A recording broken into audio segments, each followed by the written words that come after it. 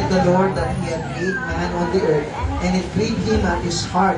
And the Lord said, I will destroy man, whom I have created from the face of the earth, both man and beast, and the creeping thing, and the fowls of the air, for it repented me that I have made them. Kasama po, ipitin niyo yung Genesis, at buksan natin po sa Hebrews. Okay, patulong po yung mga kasama po natin sa Hebrews. Okay, chapter 11. Kasi yung mga Bible, Hebrews chapter 11. Okay, and verse 7. Hebrews chapter 11 and verse 7. Okay, Hebrews 11. Okay, nandiyan po ba? Okay, Hebrews chapter 11. Okay, pakitulong sila. Okay, mo na lang. Okay, namin Lord bless you. Hebrews chapter 11. O sa Tagalog, Hebreo yan. Hebreo 11 and verse 7. Okay, nandiyan na po ba yung iba? Hebrews chapter 11 and verse 7. Okay, sabi niya po dito, verse 7, by faith Noah, being warned of God of things not seen as yet, moved with fear, prepared an ark to the saving of his house, by the which he condemned the world, and became heir of the righteousness which is by faith. Sige po, manalangin tayo. Panginoon, salamat po sa binigay niyo po ng pagkakataon na makapagbahagi ng inyong salita. Lord, alam niyo po na hindi ko po ito kaya. Pero po sa tulong po ninyo, Lord, mababahagi ito na maayos. At tulungan niyo po kami na maintindihan po ng mas maayos ang inyong salita. Maging malalim po kami sa salita po ninyo at makita po namin yung buhay po ni Noah at kung paano po siya naging matapat na magulang at ginawa niya yung tama sa inyo, kaya yung buong bahay niya, buong tahanan niya ay nakakilala sa inyo bilang tagapagligtas po nila. At naligtas po sila lahat sa kapahamakan. At dinadalahin ko sa bigilang pangalan, sa pangalan ni Jesus. Amen. Okay, sige, pwede na tayong makupo. Salamat po sa inyo lahat. Okay, so ang pag-aaralan po natin ngayon is we need some more Noahs. Kailangan natin ng mas marami pang Noah. No? At sabi niya po sa Hebrews 11 verse 7, by faith, sa pamamagitan ng pananampalataya, si Noah daw na-warn ng Diyos, nasabihan siya ng Diyos sa isang bagay na hindi niya nakita. Ano yun? Ano yung bagay na hindi na nakita ni Noah? Yun, ang ulan. At ang sabi niya, prepared, move with fear. Okay? Kumilos siya ng merong takot at gumawa daw siya ng arka para maligtas ang kanyang pamilya. No po. Sa mundo po natin ngayon, di ba? Sabi ko nga, pagulo na ng pagulo. Hindi pa naman katulad nung kay Noah. Kasi kay Noah, sa panahon ni Noah, naisip natin, sabi, yung panahon natin ngayon, magulo na, hindi katulad noon. Pero doon tayo nagkakamali. Yung mas noon pa niyan, mas magulo. Di ba? Kasi sabi ng Bible, si Noah lang daw ang nakita niyang matuwid sa buong mundo. Sa panahon ngayon, kahit paano, hindi tayo perfecto, pero kahit paano, ayan, nandito tayo. Kahit paano, matuwid naman tayo. At kung makarinig ka ng preaching, papakinggan mo naman. Tama po ba? Okay. Pero si Noah, for 120 years, nagturo ng Bible, walang nakinig kahit isa. Kung hindi yung pamilya niya lang. So, mas magulo yung mundo po noon. At kung titignan niyo po, maraming character sa Bible, pero hindi katulad ni Noah. Si Joseph, oo, napahirapan siya, binenta siya ng mga kapatid niya. Pero hindi pa rin katulad ng kay Noah. Si Moses, na po, maraming hindi sumusunod sa kanya. Pero hindi pa rin katulad ng kay Noah. Si Moses dumating sa punto, di ba? Kung naalala niyo si Moses, di ba, nilagay siya sa basket. Tama po? Tapos kinaalon siya sa tubig dahil papatayin po yung mga bata. Alam niyo po yung kwento? Tapos may ate siya na sumunod sa kanya at tapos binantayin yung basket. Naalala niyo po yan? Alam niyo po yung pangalan ng ate niya? Si Miriam. Apo. Pero nung lumaki na sila, isa si Miriam na po, kung babasahin niyo yung Bible, na naging against, naging kalaban rin ni Moses. Pero mas sarili mong kapatid. No? Nilalabanan ka sa leadership mo. At pinurusahan siya ng Diyos din doon sa ganung bagay. Pero hindi pa rin kagaya na kay Noah. O, si Ezekiel, si Jeremiah, mga ano po yan, mga propeta ng Diyos. Pero hindi pa rin kagaya ng kay Noah. Si Elijah, di ba? Kung naalala niyo po yan, may apoy na galing, yung bato galing, apoy galing sa langit. At tapos susunugin yung altar. Di ba po yung sakripisyo, naalala niyo po yun? At maraming mga Baal worshiper na nakalaban niya. Pero hindi pa rin kagaya ng kay Noah. Ako. At sa panahon natin ngayon, maraming kaguluhan. Pero hindi pa rin kagaya ng kay Noah. Pero papunta tayo doon. Yung mundo po natin ngayon, sumasama na ng sumasama. Noon, kung naalala niyo po, may mayawag ng susi sa sakyan. Hindi naman kukunin yun. Tama po ba? O ngayon nang muli, kamukha yan, yung tricycle natin, yung takip na nga lang, pagtitripan pa. Diba? O yan, nasira tuloy yung tricycle natin. May mga ganyan, nagtitrip sa daan. At minsan po, meron ako nakakausap na, dahil pinayos ko yung sasakyan natin, may nakausap ako, kapitan ng barko. Tapos sabi niya, minsan daw napupunta siya sa Amerika. Pero sa Amerika, magulo rin daw. Amerika, magulo? Ba't magulo yung Amerika? Diba parang lahat tayo, kung mabibigyan ka ng pagkakataon na tumira sa Amerika, sino may gusto? Sige nga, taas mo yung kamay mo. May pagkakataon ka tumira. Gusto natin, di ba po? Kasi dollars yun, American dollars. Diba? O, magkaka-dollars ka. Pero sabi niya, magulo daw sa Amerika. Bakit po sabi yung ganyan? Alam mo ba, minsan nasabihan kami. Kasi syempre, pag Pilipino, di ba? Trip-trip natin, lakad-lakad daw sa daan. Hindi daw maganda, lalong-lalo na paggabi. Malakad-lakad sa daan, yung tatambay-tambay ka, yung sa Pilipinas, okay lang. Hindi daw to. Kasi minsan daw, may mga mangtitrip. Nasa sakyan. Tapos bubuksan yung bintana, bigla ka na lang daw babarilin. Pero ba yun? Tapos kaalis na. Ganun po doon. Oo, ganun doon. Minsan nasasabihan kami, yung mga Pilipino, di ba? Wow! Tapos lalakad-lakad ka sa daan. Dito pala pwede doon. Kasi minsan may mga nagtitrip. Dito, kahit paano, wala namang ganun. Merong riding in tandem kasi nanakawang ka. Pero yung nakatrip lang na biglang barilin ka. Wala naman kahit paano dito, di ba po? Pero doon, naghanap na. So, ibig sabihin, yung mundo natin ngayon, pasira na ng pasira. Opo, pagulo na ng pagulo. At sa panahon ni Noah, ginawa niya yung tama. At kailangan rin natin ng mga ganon na Kristyano. Amen po? Na gagawin yung tama. Ngayon, pag-usapan natin si Noah. Number 1, sabi niya po dito, his motivation. So, sa Tagalog, ano yung nag-uudyok kay Noah? Ano yung nag-uudyok sa kanya? Bakit kailangan niyang gumawa ng tama? Letter A, faith. Yung nag-uudyok kay Noah kasi meron siyang pananampalataya. Pag sinabing pananampalataya, yung isang bagay na hindi mo nakikita pero sinabi ng Diyos at pinaniniwalaan mo. Ang sabi ng Panginoon, kay Noah, magkakaroon ng ulan. Problema, kahit minsan, wala pang ulan noong unang panahon. Minsan nga po, siguro tatry kong i-topic sa inyo about sa creation. Kung ano yung mundo noon, ay, ang daming pwede makita. Yung mga young people noon, na nag-devotion kami ng about sa creation, talagang gising na gising sila. Marami po kasi na makikita nyo, wow, ganito pala yung mundo noong unang panahon. So, ano nangyari? Meron ka bang pananampalataya? Yung ba yung nag-uudyok sa'yo para maglingkod sa Panginoon? Amen po ba? Na kung saan minsan maririnig mo, gawin natin to, gawin natin yan, pero pinaniniwalaan mo ba ng taos puso? Naalala ko si Tatay Alexander, bumisita kami nung Thursday sa kanila ng gabi. Sabi ko kasi sa kanya, pare, ba't di nyo subukan?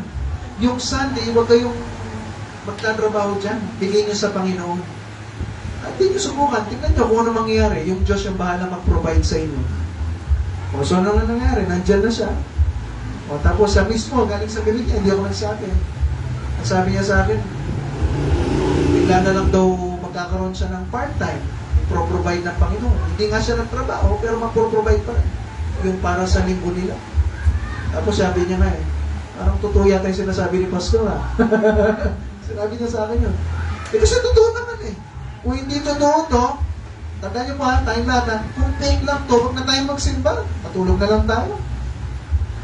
Huwag na rin ako magturo sa inyo, kasi fake lang yan eh. At papagod lang tayo lahat dito, pero kung umuulan, di ba po, pupunta ka pa. Magpapakapagod ka pa, gigising ka pa ng umaga.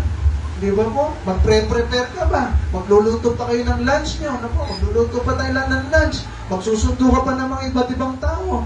Mag-aaral pa ako nito. Kung fake lang lahat ng ito, at kung merong mali dito, kung hindi rin naman tutuparin ng Diyos, huwag na tayo mag-church. Naku.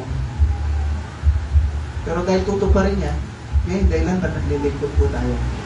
Tingnan mo, pag ano sinabi ng Diyos, dahil hindi sinungaling yung Diyos, tutuparin niya po yan. Amen po ba? So ngayon si Abraham tuloy. Si Noah, ano po? Ganun yung ginawa niya. Meron siyang pananampalataya sa kanyang pong Panginoon. Pinagtiwalaan niya kung ano yung sinabi ng Diyos. Tandaan niyo po, pag meron kang pananampalataya, hindi naman ibig sabihin no, na kahit kailan hindi ka na magdududa. Kung naalala niyo po yung 3 Hebrew children, tama po? Yung tatlo, sino po kasi yun? Si Ananiah, si Mishael, at saka si Azariah. Sino po? Tama, si Shadrach, Meshach, Abednego, tinawag rin silang Ananiah, Mishael, at saka Azariah, no po? Pero nung nangyari po sa kanila, di ba, sabi ng hari, pag hindi kayo sumambad dyan sa ginawa kong Diyos-Diyosan, gagawin ko kayong manginasal. Yeah? Gagawin niyo daw siyang barbecue. No po? Susunugin po sila, tatapon sila sa apoy. Anong ginawa nila?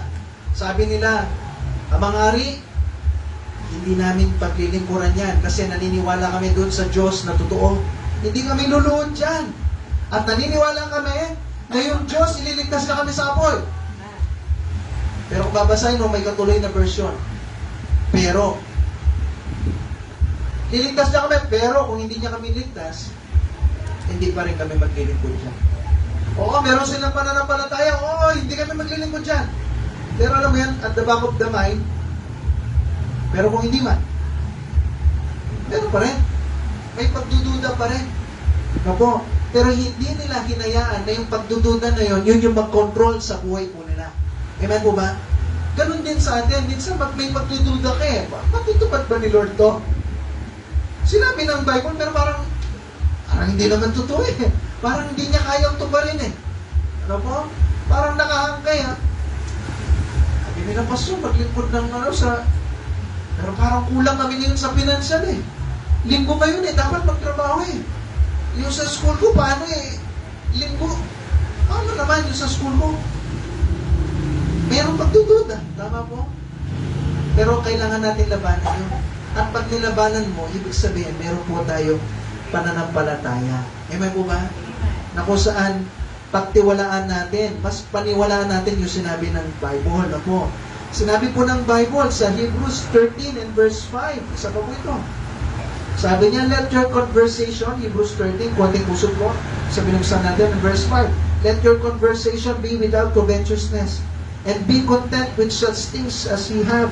For he had said, I will never leave thee, nor forsake thee. Sa Tagalog, hindi kita iiwan, hindi mababayaan pa. Ano po?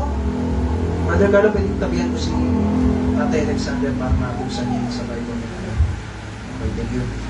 So, sabi ng Bible, hindi kita iiwan, hindi pababayaan man. Ano tanong? Pinagtitiwalaan mo ba yun? Ano po? Minsan parang magtutuda ka, parang iniwan ako ngayon. Pero sinabi ng Bible yan. Pag sinabi ng Diyos, tinutupad niya po kaya? Isa pa po, sabi ng Philippians chapter 4 and verse 19, ipit niyo po yung Hebrews na po. Ipit niyo yan ng daliri. Daliri mo, daliri na katabi mo. Okay, o kaninong daliri yan? Ano? O yung ilong ng katabi mo, pwede rin? Ay, walang ilong. Yun lang.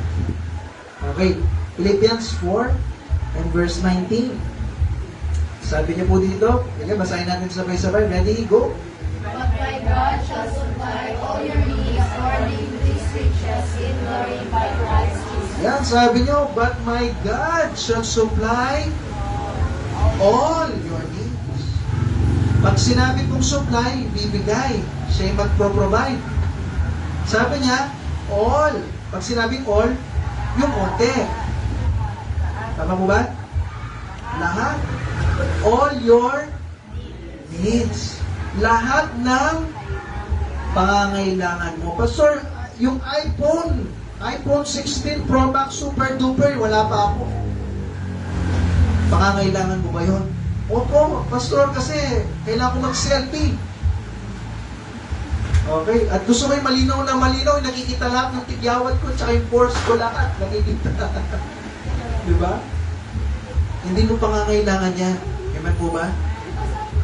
Ang Diyos yung pangangailangan i-provide. Okay? Ngayon, ang tanong, totoo ba yan?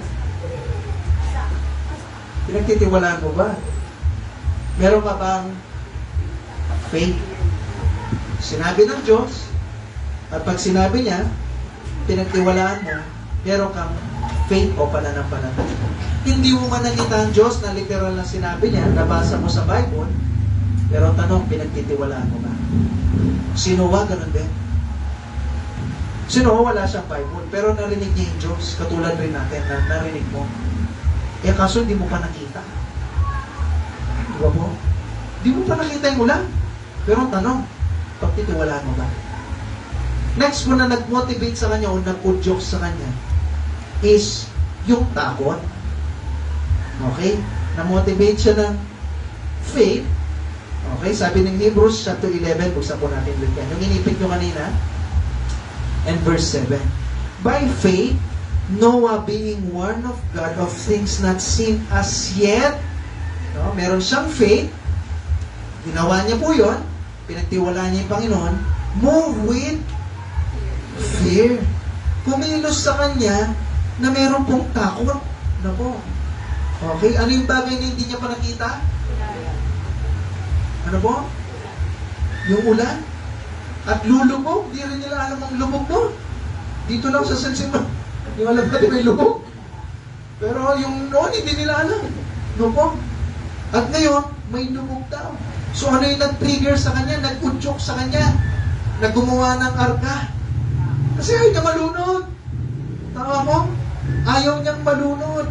At kung alam po natin na yung Diyos, darating balang araw, na po, darating na kung saan pag dumating siya, may iwan yung mga mahal natin sa buhay, then gagawa ka rin ng paraan katulad ni Noah.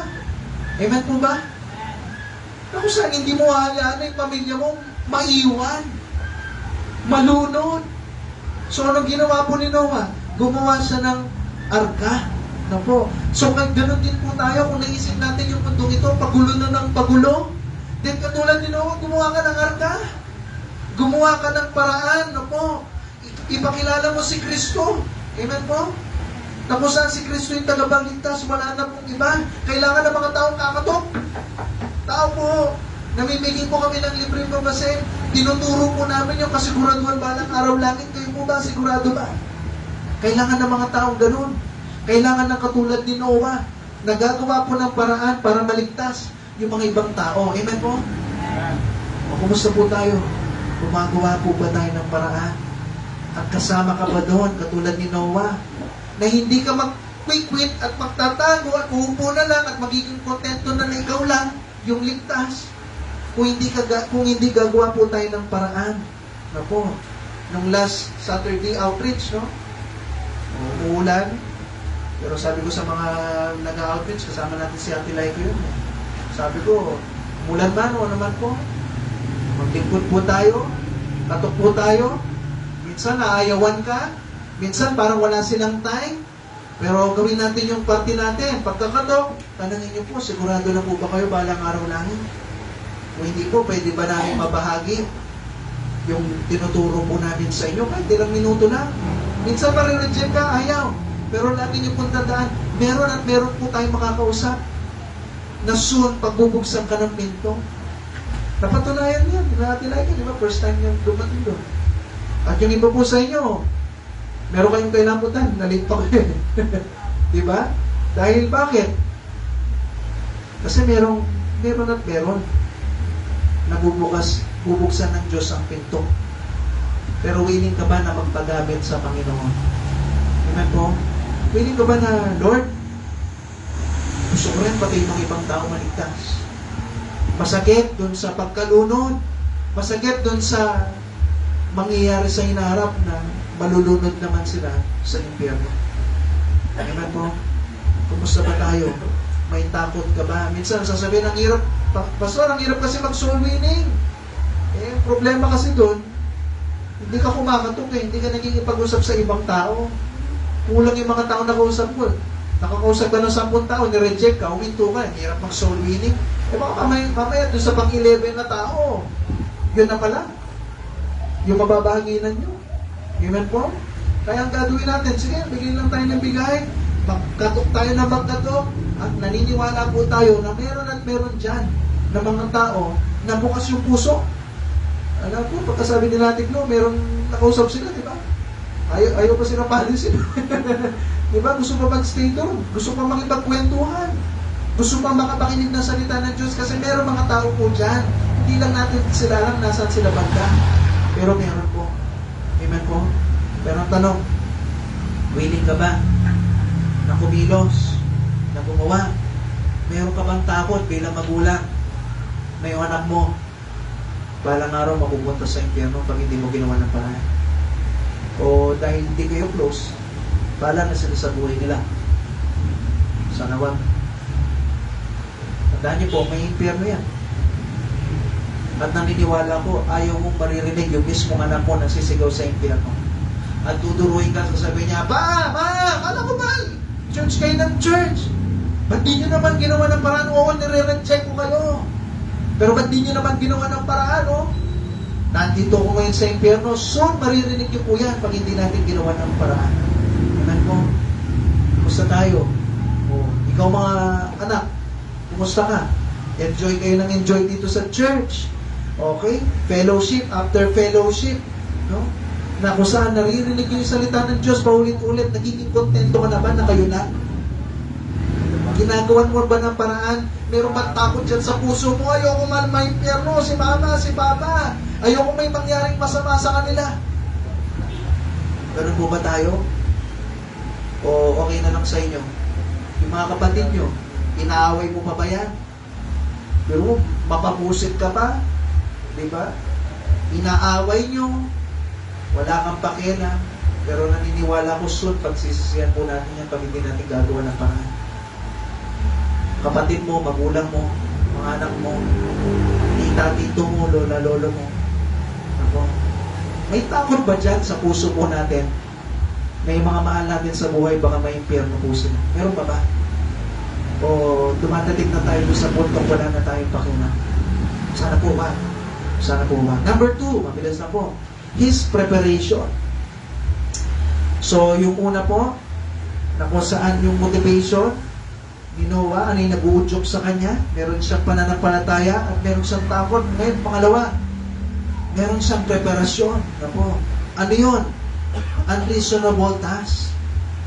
Yung trabaho niya, yung nature of the task, malaking barko.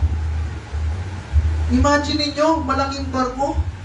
450 feet, yung laki po nito, in-estimate nila, 450 feet. Malaki ba yung 450 feet? Malaki yun. Yung haba niya. Yung taba niya is 45 feet, yung laban. At yung taas niya, 75 feet. So, isang barko na malaki, walang gamit, walang barena, kanin lang yung pinagdidikit. Hindi naman pala kanin yung pinagdidikit mo. Walang gamit, imagine nyo. Walang power tools. Ano po? Ngayon may grinder. Imagine nyo kung walang grinder. Lagari lang. Martilyo, di ko lang pinapupukpuk. Baka yung ulo ng anak niya yung pinapupuk. Pati ka sumulo. Debero lang ako. Pero imagine niyo, walang kahit anong gamit at walang tulong. Kasi in-estimate po ng mga scholar, iniisip po nila, nung inutos to ng Diyos, 20 to 30 years bago pa ipanganak yung mga anak ni Noah. Pero may ikaw lang mag-isang gagawa. Masarap bang yung mga nagtatrabaho po na sa construction, masarap bang walang helper? Pero masarap walang helper. Wala mag-isa. Gagawa kayo ng barko, walang gamit. 450 feet. Ikaw lang mag-isa. Walang tutulong sa'yo. After 20 years, to 30 years, doon ka na magkakaroon ng anak. Di ba po? Imagine niyo gano'ng kahirap yun. At pangalawa, yung necessity, yung kailangan, necessity of the task. Yung pangangailangan, na kung saan sinabi ng Diyos, uulan, pero ang problema, wala pang, sabi ng Diyos, magkakaulan at lulubog. Ang problema, kahit minsan wala pang ulan at wala pang paglubog. Di ba po? Ang sabi ng Diyos, meron lang hamog noong unang panahon. Hindi ko alam paano sila umiinom nang siguro sa dagat, pero noong unang panahon, tandaan niyo po ang dagat po natin, umaalat lang ng umaalat. Opo, every year, hindi ako nagkakamali every year. Umaalat ng 3%. Opo. Pero noong unang panahon, di maalat ang dagat. Siguro may maalat, marami ng isda umihi dyan. Okay. Wala. Pero maalat na pati tao umihi. Diba? Binibiro ko yung mga young people na pumunta kami ng Pangasinan eh. Sino na si CR? Ayan o. Nasi-CR kayo yan. Diba? Malawa. Diba po? So, imagine niyo kailangan talaga na gumawa ng arka. At letter B, unsubsidized task, no? Napupulot na ako. Unsubsidized task, no? Ano ibig sabihin nun? Hindi pa bayad, walang perang binigay. Imagine niyo maglilingkod ka sa Diyos, may inuutos yung Diyos, pero wala siyang binigay na bigla na ng babagsak. O ito yung power tools, ito yung kailangan mo, ito, yan lahat. Napo, minsan po sa paglilingkod natin sa Panginoon, minsan wala, di ba po? Tama mo ba? Lagi bang meron kayo? Meron ba sa inyo yung pag nag-grocery? Ito, gusto ko ito, tapos turo mo, nilalagay ito sa shopping cart, tapos yan lahat ang bibili mo. Meron po ba sa inyo? Pag meron ka na sa inyo, sama ko sa pag nag-grocery kayo. Baka maambulan. Tama po? Wala, di ba po? O kumusta tayo? Minsan ba, sa paglilingkod natin sa Panginoon, pag wala ka, humihinto ka. Minsan darating po sa puntong gano'n, wala ka. Pero si Noah, kahit wala, may inutos, sinunod pa rin. Amen po? O minsan may inutos po sa atin, sabi ng Bible, di ba na minsan, inutos lagi yan. Bigay mo yung ikapo, yung 10%, para sa Diyos yan, ibalik mo yan. Minsan wala ka rin eh. At tapos, meron ba, may desisyon ka ngayon, gagamitin mo pati yung ikapo na yan, o ibibigay mo sa Panginoon. Nasa inyo yun? Tandaan niyo po, pag ginamit yung ikapo, lalo kang mawawalan. Na po, yung 10%, pag ginamit mo yan, lalo kang mawawalan. Gawin po natin, sundin natin yung sinabi ng Panginoon. Amen po? Pastor, ganun ba yun? Tandaan niyo po, yung Diyos, pag may inutos siya, tutuparin niya yun. Pag meron, kasi bawat pangako ng Diyos, may kahalit na blessing yan eh. Pero hindi mag-trigger yung blessing pag hindi mo muna susundin kung anong inutos niya. Amen mo ba? So, kumusta tayo? What if may inutos sa iyo yung Diyos at tapos kulang? Maglilingkod ka pa rin ba? O susubo ka? Noah, gumawa ka ng arka. Lord, nasaan yung panggawa? Tama po? Pero tandaan nyo, pag sinimulan yung gawin, yung isang bagay na inutos, at by faith, sige Lord, ako muna mag-abono, tingnan ko kung ano yung gagawin yung mirakulo. Natapos ba ni Noah yung arka? Natapos kasi nandito tayo lahat. Tama po? Ibig sabihin na provide pa rin. Amen po? Minsan, parang feeling mo hindi na pro-provide, pero hindi, magpatuloy ka lang kasi i-pro-provide niya ng Panginoon. Amen po ba? Okay, kumusta ba tayo sa ating paglilingkod? Letter C, unpopular task. Hindi siya sikat. Opo. Tandaan nyo, si Noah, nung nagturo siya for 120 years. Ngayon, sa 120 years na yun, ilan ang naligtas? Si Noah, isa. Ang kanyang pong anak, ay ang kanyang asawa. So, dalawa sila. At kanyang, ilan yung anak niya po? 3. At yung mga asawa ng tag-isa-isang anak, ay tag-isa-isang asawa ng 3 anak niya. So, ilan? 10. Ano? May narinig ko 10. So, 8. 8. Okay, 8. Ako. Minsan hindi sikat. Ang pagtuturo ng Bible, hindi sikat. Ako. Minsan hindi ka papansinin.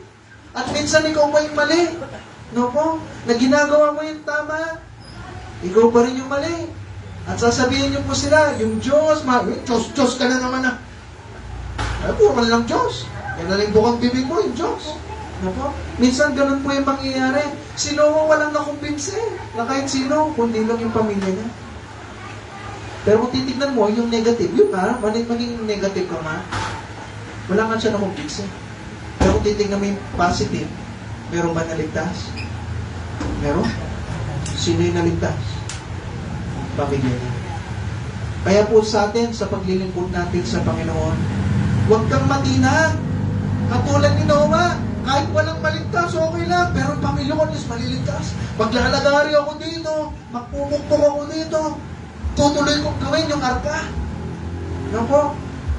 At tutuloy kong ituro yung salita ng Diyos. For 120 years, pero mo yan, ako, di ko alam kung kaya ko yun.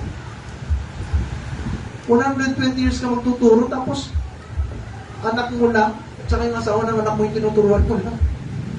Ayaw nilang makinig yung ibang tao, at tinatawanan ka. Nako, tandaan niyo po, minsan hindi popular na maging Kristiyano. Hindi sikat maging Kristiyano. Tama po? Ikaw yung tatawanan. Oh, magbibihis ka na maayos sa school. Ayan, so magka-college to mga to. Magbibihis ka na maayos. Tapos sasabihin sa'yo, manang ka. Grabe, manang mo naman, yung damit mo. Di ba po? Oh, si Alex magbibihis na maayos sa school.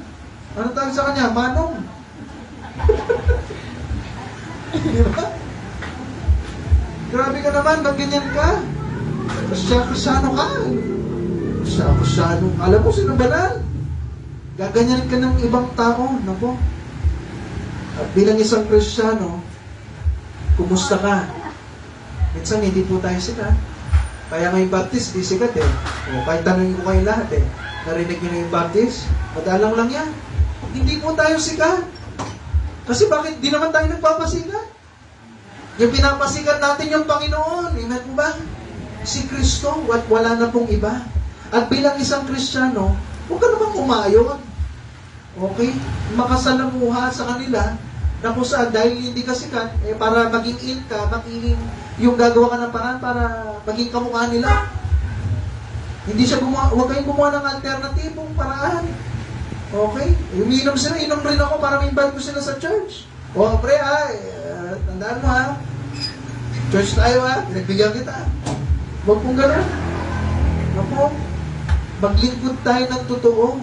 Huwag kang gagaya sa kanila. Sino ba? Ganito yung ginawa niya? Gumawa siya ng ibang alternatibo. Okay? Okay, sige, hindi na lang gagawa ng angka.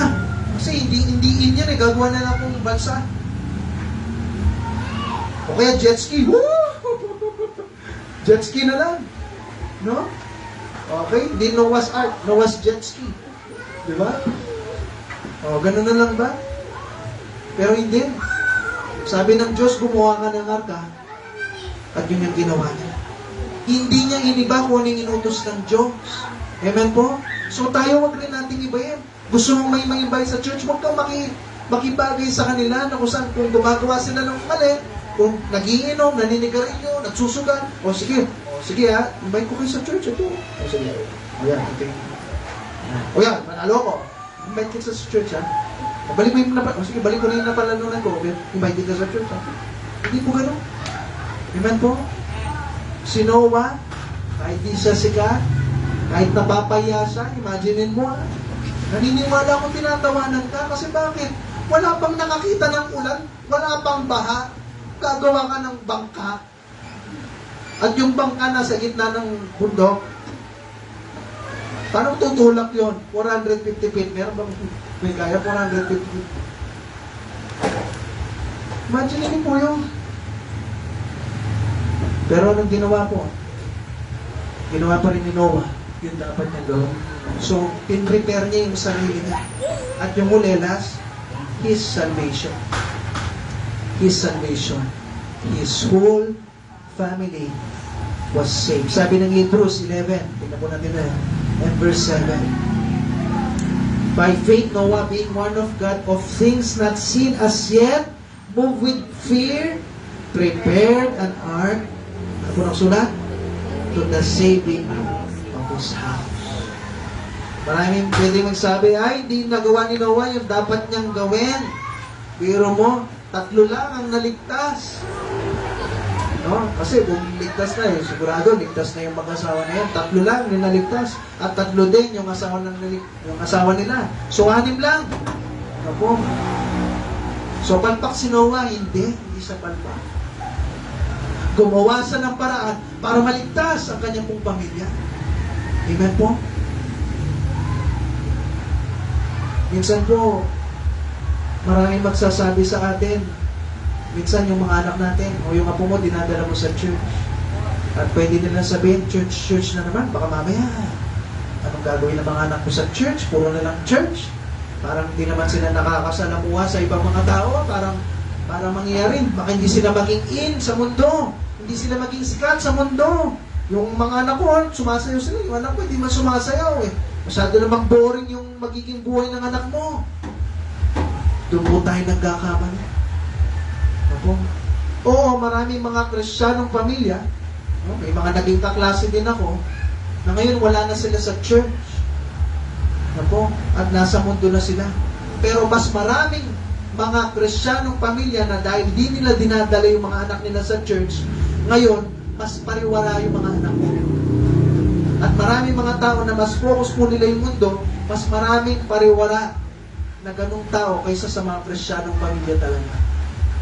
Kaya huwag po kayong maghinayang kung dinadala niyo yung mga anak niyo. Minsan may mga na-invite kami sa church, sila Nanay Lord, sinabi ko sa kanila, dalhin niyo si Calix sa church. Ayan nyo, kahit malikot sila. May anak rin ako, naiintindihan ko kayo lahat. Kahit lakad-lakad sila dyan, okay lang. Ito. Pero kung parang dalhin niyo po sila dun sa loob, para makapag-focus din po kayo. Pero huwag kayong mahiya na mayroon kayong anak na dinadala na ninyo sa church at minsan maingay sila. Ano? Ganun po talaga. Siyempre, pag maingay, nagugulo, dapat kayong magulang. Bawalan nyo.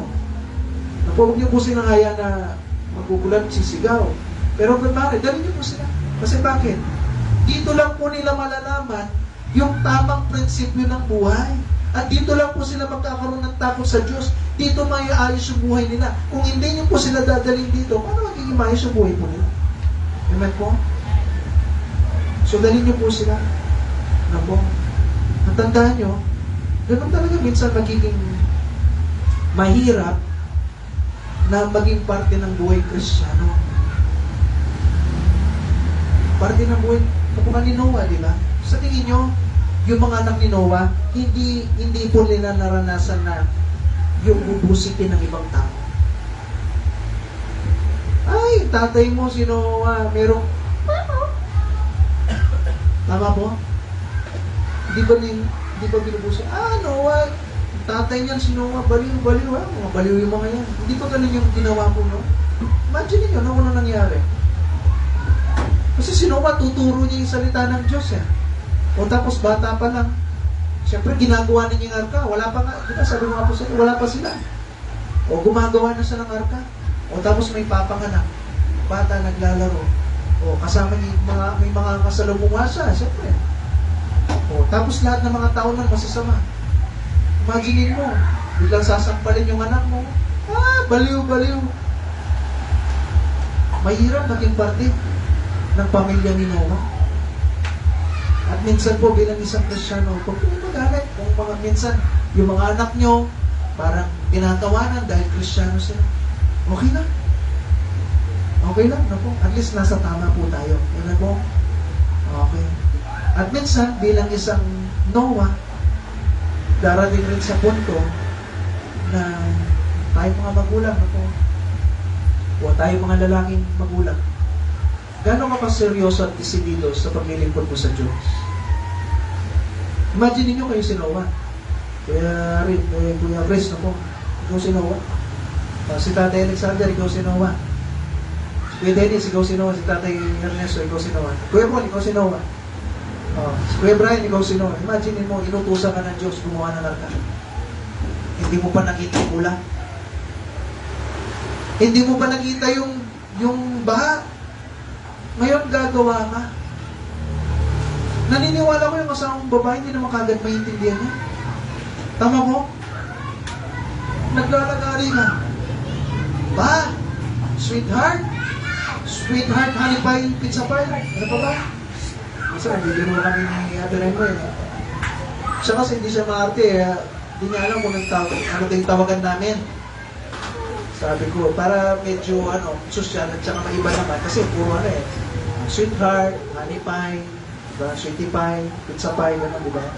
Sa atin, iba, iyan po. Iyan po, agad yan. Para maiba naman. Pero imagine niyo si Noah. Naglalagari ka, sasabihin ng asawa mo, okay po, naglalagari ka. Pupukpuk ka. Yan na naman yung ginagawa mo.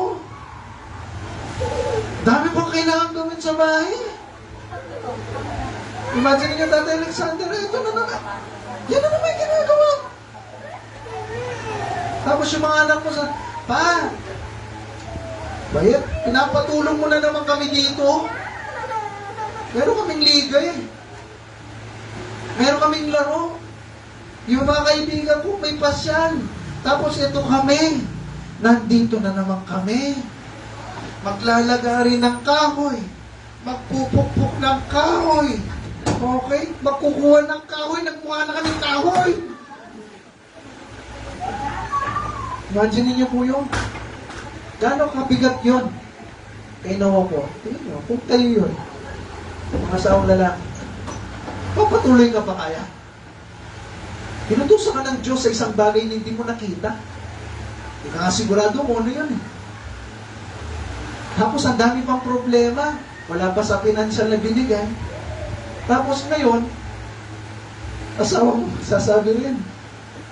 Yung mga anak mo, gano'n kaya kalakas na pressure, no? Gano'n kaya katindi yung tinis ni Noah? Na kung saan hindi. Magpapatuloy ako dito sa inutos sa akin ng Diyos. Amen mo? Kahit ano mangyari, tutuparin ko ito. Kasi gusto ko maging tama ako sa Panginoon. Ganda, no? Ang ganda nung ginawa po ni Noah. No? Ngayon, di na magulang. Naririnig yung kuya. Gano'n ka kaseryoso sa buhay Kristyano? Pag may dumating na ba na problema, magpapatuloy ka. Tandaan niyo po, minsan tinitignan tayo ng anak natin eh. Gano'n ka kaseryoso sa sinasabi mong Diyos mo na pag may problema, tinitingnan yan kung bibitaw ka o hindi. Tinitingnan yan kung totoo ba yung pagbabagong buhay natin o hindi. Kung totoo ba na yung pinaniniwalaan mo o hindi. Ganon nangyari kay Noah. Hindi anak, magpapatuloy tayo kasi soon mapapahamak tayo. Pa, 50 years na nakalipas, wala pa rin ulan. Imagine mo yon. Ano mong sinasabi mo?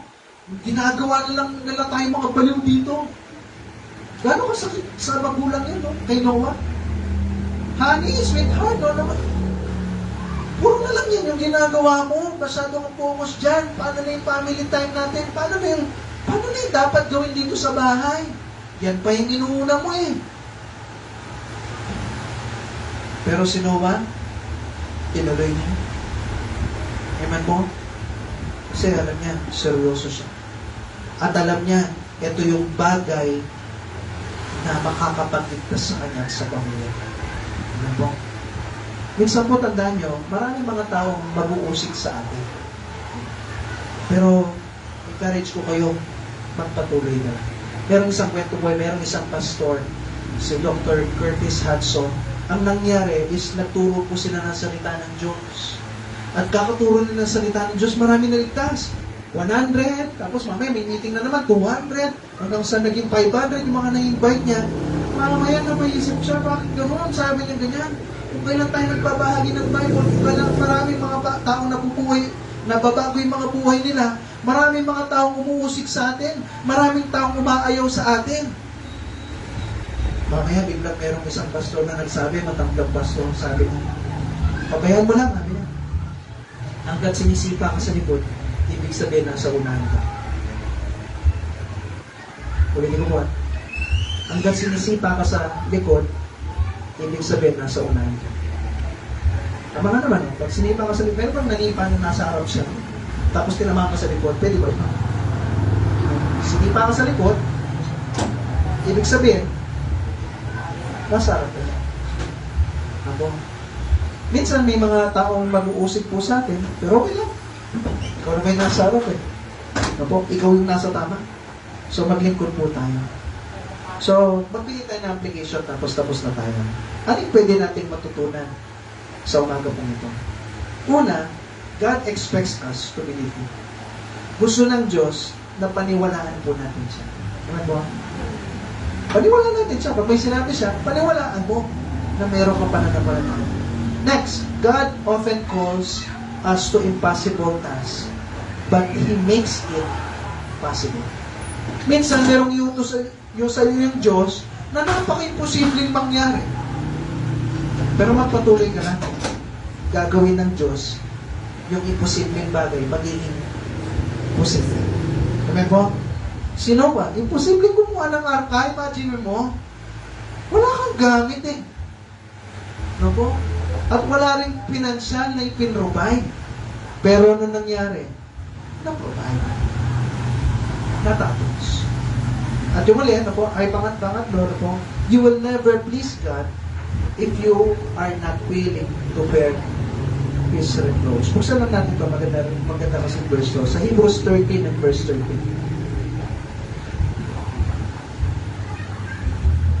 Sabi niya po dito, let us go forth therefore unto Him without the camp, bearing His reproach. Ano yung reproach? Yung kahihiyan, yung kasiraan. Tandaan niyo po, hindi niyo mapapasaya yung Diyos kapag hindi ka willing na tanggapin kung ano may yung kahihiyan ng paglilingkod. Si Kristo ba pinagkailan ng tao at pinahiya? Tama po ba? So yung pinaglilingkuran rin natin Kristo, kung siya pinahiya at follower ka niya, maging ready ka na. Papahihin ka rin. Tama po ba? Kung yung follower mo, ay yung leader mo pinahiya, maging ready ka na, papahihin ka. Na po. Minsan, pag ikaw na yung naglilingkod, ikaw pa yung sinisira. Pag tumayo ka sa tama, ikaw pa rin yung mali sa tao. Pag uminom ka, pag hindi tumigil ka uminom, nanigarilyo, no? Ikaw pa yung sinisira. No? Tatawagin ka pang bakla. Ngayon, ang tanong, lahat ba ng bakla uminom? Ba't kaya tinatanong mo? Pag hindi ka uminom, bakla ka yata eh. Tanong, lahat ba ng bakla uminom? Di ba po? Kasi gaganunin ka ng tao at ikaw masasaktan naman yung pride mo. Sige, inom na ako. Joke lang. Di ba po? Tandaan niyo po, mas okay na tanggapin natin lahat ng kahiyan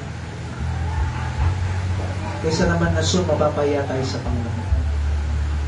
Next po, the best way that you can leave your children is a life of service for the Lord. Ang pinaka-the best na pwede mong maiwan sa mga anak nyo, hindi yung kayamanan. Nung nagkaroon kami ng devotion, yung mga tatay na kasama namin, sinabi ko sa kanila, anong gusto nyo marinig sa mga anak na pag nawala tayo? Kasi soon, mawawala tayo. Yung tatay ko, umiiyak siya. Tatay ko, salamat sa tatay ko, naging provider siya ng pamilya at naging mabuti siyang ama. Sabi ko sa kanya, pagdating ng mga apo mo at sa mga susunod na generation, hindi ka nakakilala. Kasi bakit? Naging provider ka lang. Pero kung yung isang ama na naging maka-Diyos, minsan naabot pa yun ng mga, alam mo ba, si lolo ng lolo mo. Kristyano yun. Marami naligtas dahil sa kanya. na kung saan patay ka na, pero buhay pa rin yung pangalan mo. Opo. So bilang isang Kristiyano, ang the best na pwede niyo mabigay sa mga anak niyo, hindi pera, hindi bahay, hindi lupa, hindi sasakyan, hindi gadgets, no po. Kung hindi yung the best thing is, makilala nila yung Diyos. Yung anak mo, balang araw langit siya, at nasa loob siya ng tahanan, at ituturo niya sa anak niya, yung apo mo, na si Kristo yung tagapagligtas. At ituturo niya pa sa anak niya pa, na si Kristo yung tagapagligtas. At ituturo niya pa ulit sa anak niya. Na meron kang generation, na kung saan, lahat po sila papuntang langit. Kaya makikita mo, yung apo ng apo ng apo ng apo ng apo ng apo mo, balang araw, nandun pa rin sa langit at walang mapupunta sa impyerno. Bakit? Kasi tinuro niyo po sa kanila yung buhay Kristiyano. Amen po? Next po, it is sometimes difficult to serve them. Sabi ng 2 Timothy 3:12. Malapit na po tayo na po. May pumipikit na eh. Pinag-pray nyo na ako kagad, di pa tayo tapos. 2 Timothy chapter 3, verse 12. Nandiyan na po ba? Pakitulong po yung mga iba na po. 2 Timothy 3 and verse 12. Okay, pakibasa po. Ready, go. Yea, and all that believe godly in Christ Jesus shall suffer persecutions. Lahat ng mga taong maka-Diyos, sabi niya, ready mo na yung sarili mo, mapapahirapan.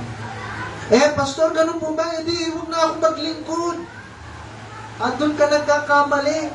Tandaan niyo po, oo, tama, mahirap na paglingkuran ng Diyos, minsan nakakapagod. Pero mas mahirap na paglingkuran yung dyablo. Alam niyo bakit? Meron na bang naging Kristiyano na nandun, nakaando sa isadaan, lasing kasi pinaglingkuran niya yung Diyos? Na namumulubi siya kasi pinaglingkuran niya yung Diyos? Wala, sinabi ng Bible yan, I have not seen the righteous forsaken, nor his seed begging bread. Si Haring David, sinabi niya, wala pa ako nakita ng isang tao matuwid na naglingkod sa Diyos na kung saan namamalimos. Wala pong ganun. Opo, tama, mahirap paglingkuran yung Diyos. Minsan may mga persecutions.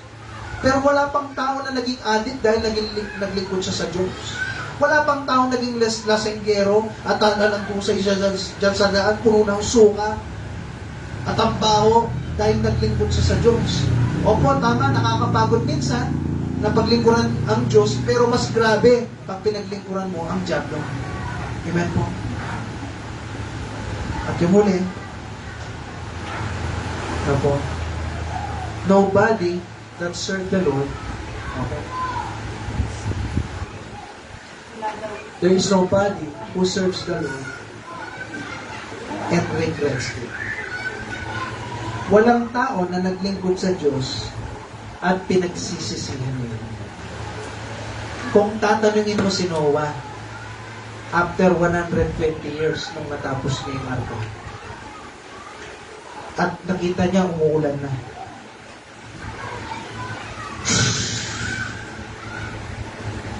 at nakita niya medyo nagkaka-earthquake na. Kasi sabi ng Bible, nung nagkaroon ng Noah's flood, binuksan niya yung heaven. At yung fountains of the deep nabuksan. Nagkaroon ng lindol yan, bumukas yung lupa. Okay? At umulan. Nung narinig na ni Noah, after 120 years, sa tingin mo si Noah nagsisi? Nakakapagod eh. Sana hindi ko na lang ginawa yung arka. Tapos nandun sila sa loob ng arka. Ganun ba? Hindi, di ba po? Nung umulan na, tingin nyo anong sinabi ni Noah? Ay, salamat. Tama po? Tama po ba ako? Ay, salamat, ginawa ko yung arka. Buti na lang ginawa ko yung arka. Kung hindi, patay kaming lahat. Habang may kumakadok doon sa pintuan. Noah, buksan mo kami. Nagkamali kami, tama pala, nakinig kami sa'yo. Sa tingin nyo, anong naiisip ni Noah? Buti na lang tinupad ko yung ginawa, yung sinabi ng Diyos. Kung hindi, isa ako na nandun sa labas. Yung mga anak ko nandun sa labas, kumakatok din. Na gumagawa ng paraan. para maligtas kami. Tama po? Kaya tandaan nyo, si Noah hindi siya nagsisi. Oo, nakakapagod. Oo, minsan parang tatamarin ka. Oo, minsan parang magdududa ka. Tama ba na napasok kong ito? Tama ba na naglilingkod ako sa Diyos? Pero ang bandang uli, lahat po yan. Ay, salamat. Tama po? Makikita niyo po, walang naglingkod sa Diyos na pinagsisihan po nila. Amen po?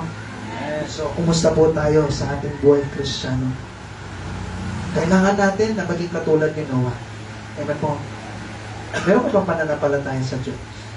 Pag may inutos ba yung Diyos, sinusunod natin. At tandaan niyo po, katulad ni Noah, pag naglingkod ka, hindi ka magsisisi. Tayo po tayong lahat sa po natin.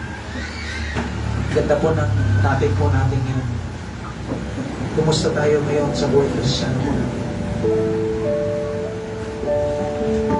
Encourage ko po kayo, ano po? Paglingkuran natin yung Panginoon.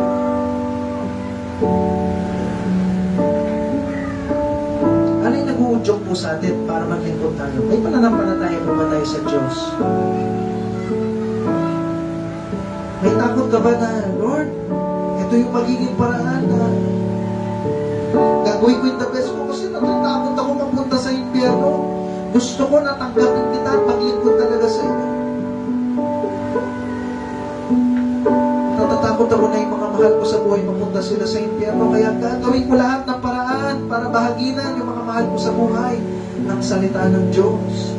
Na kayo'y tagapagligtas, wala nang iba na hindi kami pupunta ng langit dahil sa mabuting gawa mo na. Kumusta po ba tayo? Kamukha ba natin si Noah? Na pine-prepare mo yung sarili mo na gawin yung mga iba't ibang bagay kahit nakakapagod, kahit minsan kulang tayo sa pinansyal, okay lang. Maglilingkuran ko yung Diyos. Kahit minsan mapapaisip kayo, kailangan kong magtrabaho ng Sunday kasi wala kaming makakain yan. Pag hindi ako nagtrabaho, ano yung sa paninda namin? Ano yung sa trabaho mo? Ano yung mga anak mo? Mamimili ka po ngayon. Kung saan maglilingkuran mo ba yung Diyos? O hahayaan mo ikaw mag-provide ng pansarili niyo po? Tandaan niyo po, Panginoon natin yung Diyos. Siya po yung bahala po sa pinansyal po natin. At minsan po, ang pagiging Kristiyano, hindi ka sikat. Tatawanan ka ng iba. Pero mo nagtatagong buhay ka na nga, ikaw pa yung parang joke time sa kanila, parang po tayong clown. Minsan ganun po yung mangyayari. Pero kumusta po ba tayo? Magpapatuloy ka pa rin ba? Si Noah, tinawanan, pero po yan, 120 years. Nagtuturo ka ng salita ng Diyos at paulit-ulit kang tinatawanan. Wala akong nakikinig. Pero salamat, pinagpatuloy niya. Yun yung naging dahilan, ba't naligtas mo siya at saka yung pamilya niya. At tandaan niyo po, minsan nakakapagod sa paglilingkod sa Diyos. Pero sa lahat po ng yan, masasabi niyo, ay, napaka-worth it. Salamat, pinaglingkuran mo yung Diyos. Tandaan niyo po, pag pinaglingkuran niyo yung Diyos, hindi po natin pagsisisihan. Sige po, manalangin po tayo. Panginoon, salamat po sa binigay niyo po na pagkakataon makapagbahagi ninyo sa ito. Salamat, Lord, sa tulong po ninyo na nabahagi po ito. Tulungan niyo po kami, Panginoon. Ito po mga napakinggan namin, talagang may sa puso po namin. Maging katulad kami ni Noah, na kahit anong mangyari, uunahin po namin kayo sa aming pagbuhay. Purihin po kayo, Lord, sa lahat po ng mga natutunan po namin. At yung dinadalahin ko sa bigyan ng pangalan, sa pangalan ni Jesus. Amen. Okay, sige po, pag-pray lang natin po pala